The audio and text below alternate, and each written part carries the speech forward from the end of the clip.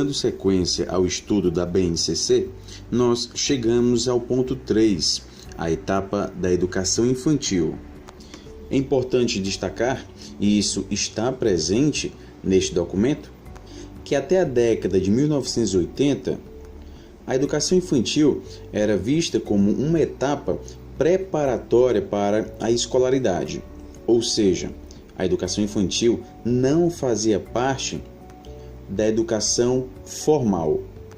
Com a Constituição de 1988, nós temos a obrigatoriedade do atendimento em creche e em pré-escola às crianças de 0 a 6 anos de idade, como um dever do Estado. Posteriormente, em 1996, com a Lei de Diretriz e Base da Educação, a educação infantil passou a ser parte integrante da educação básica, situando-se no mesmo patamar que o ensino fundamental e o ensino médio. Sabemos que a educação básica é composta pelas etapas educação infantil, ensino fundamental e ensino médio. Em 2006, nós tivemos outra mudança importante, que foi a antecipação do ensino fundamental, antes composto de 8 anos, agora composto por 9 anos. Dessa forma, a educação infantil, que antes era delimitada do 0 a 6 anos de idade, agora passou de 0 a 5 anos de idade. No entanto, a obrigatoriedade do ensino, ou seja, a aplicação do direito de todas as crianças terem acesso à educação, esta obrigatoriedade começa a partir dos 4 anos de idade. E vale lembrar, é dever do Estado e da família. Portanto, caso a criança tenha mais de 4 anos de idade e não esteja na escola, esta família pode ser responsabilizada. E até mesmo o Estado, caso este seja negligente nesses casos. Então, vale lembrar aqui a Emenda Constitucional número 59/2009, que determina a obrigatoriedade da educação básica dos 4 aos 17 anos de idade. Então, resumindo aqui, no que diz respeito à educação infantil, todas as crianças de 4 e 5 anos devem estar matriculadas em instituições de educação infantil.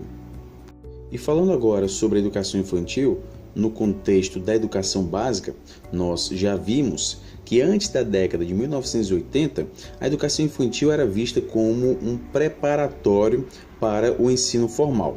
Em outras palavras, não era considerada a educação infantil como uma etapa escolar.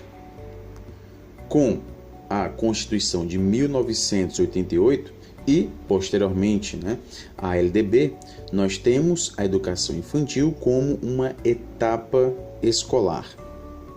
A entrada na creche ou na pré-escola, na maioria das vezes, significa a primeira separação das crianças dos seus vínculos afetivos familiares.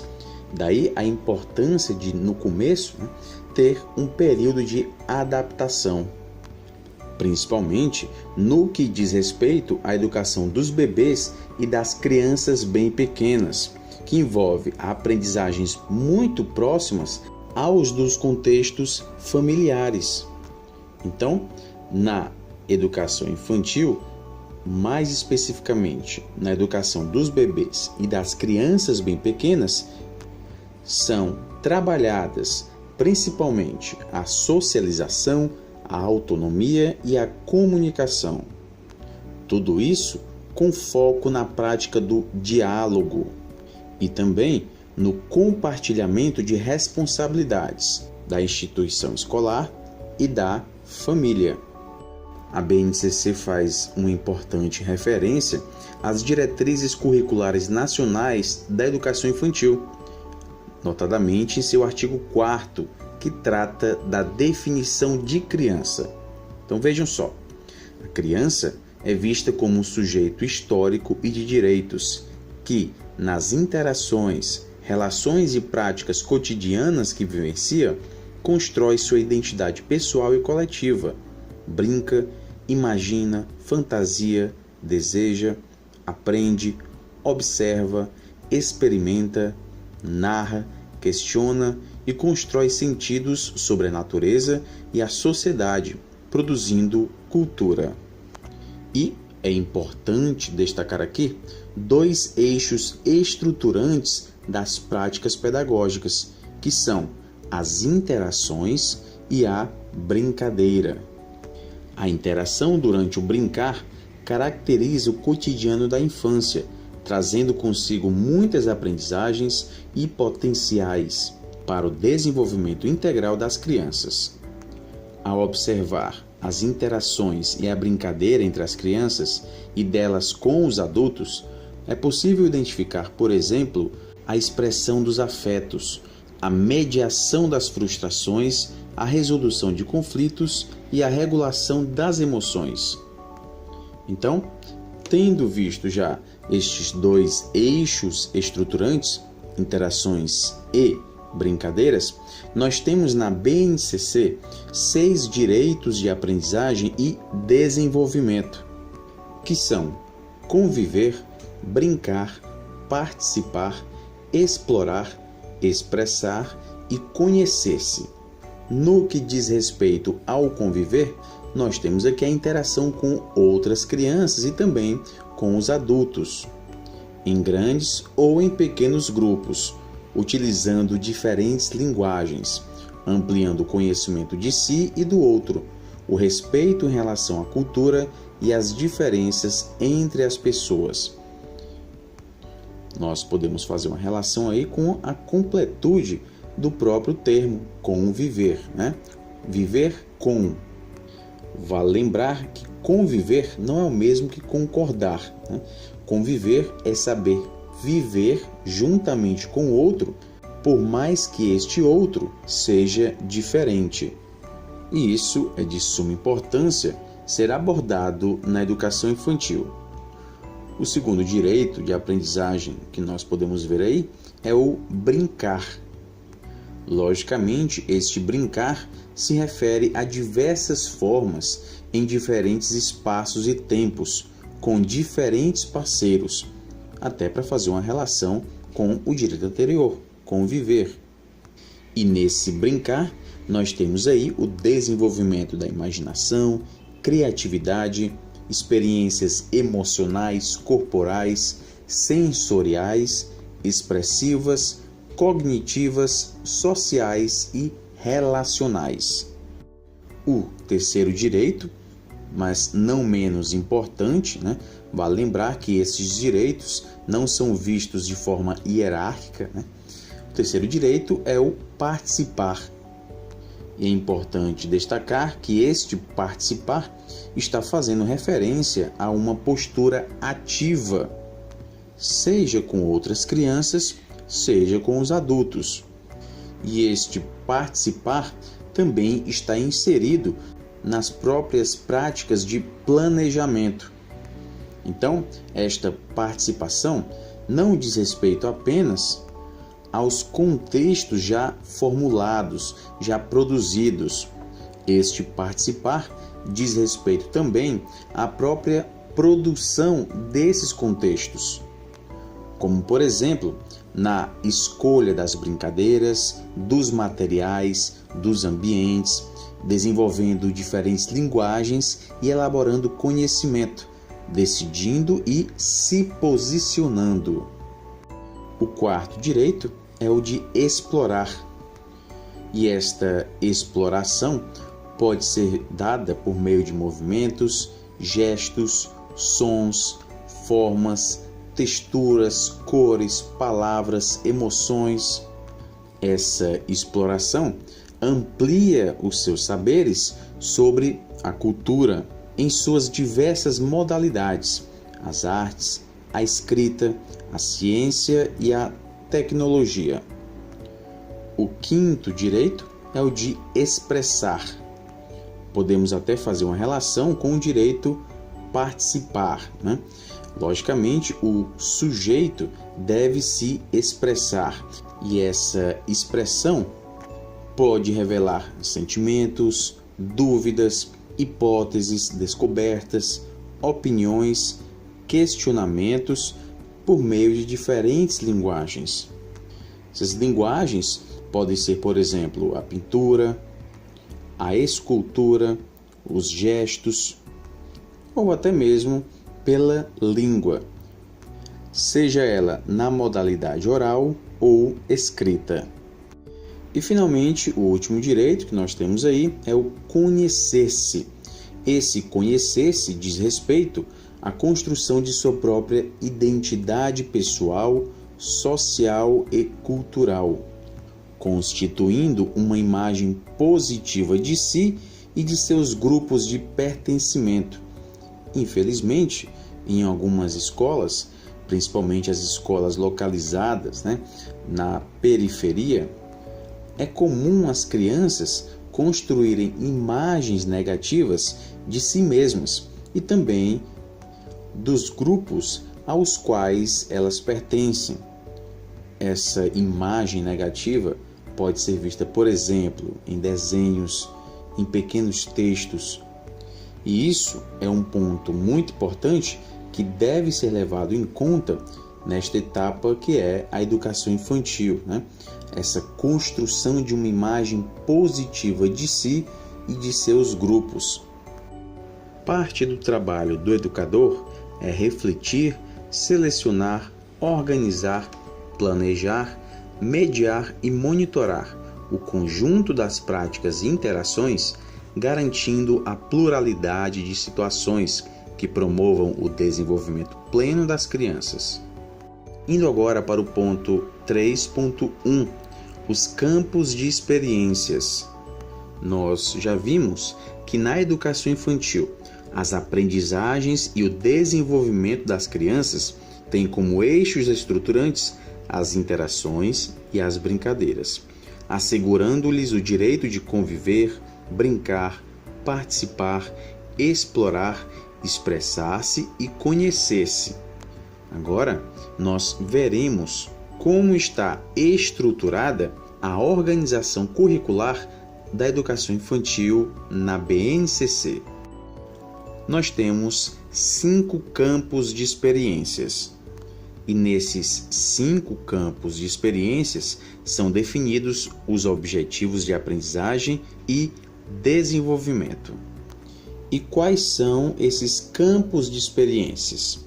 Nós temos o eu, o outro e o nós, corpo, gestos e movimentos, traços, sons, cores e formas, escuta, fala, pensamento e imaginação, espaços, tempos, quantidades, relações e transformações.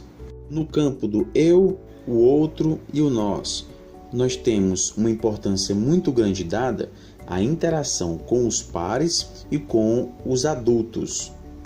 Ao mesmo tempo em que as crianças participam dessas relações sociais e de cuidados pessoais, elas vão construindo a sua própria autonomia, o senso de autocuidado e de reciprocidade. E é importante que na educação infantil sejam criadas oportunidades para essas relações ocorrerem. No que diz respeito ao campo corpo, gestos e movimentos, nós temos a importância dada aqui ao corpo como um meio de explorar o mundo. Por meio de diferentes linguagens como a música, a dança, o teatro, as brincadeiras de faz de conta, as crianças acabam se comunicando e se expressando nesse entrelaçado de corpo, emoção e linguagem.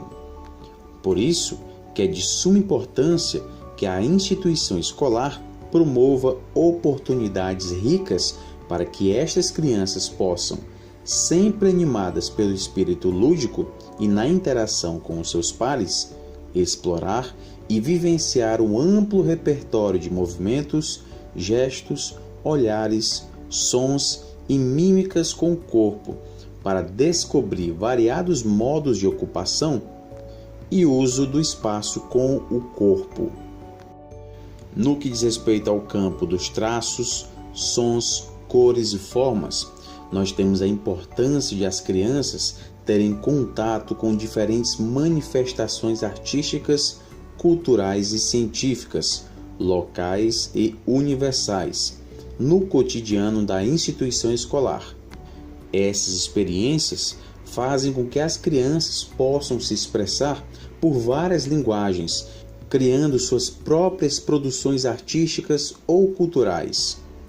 Portanto, a educação infantil precisa promover a participação das crianças em tempos e espaços para a produção, manifestação e apreciação artística, de modo a favorecer o desenvolvimento da sensibilidade, da criatividade e da expressão pessoal das crianças.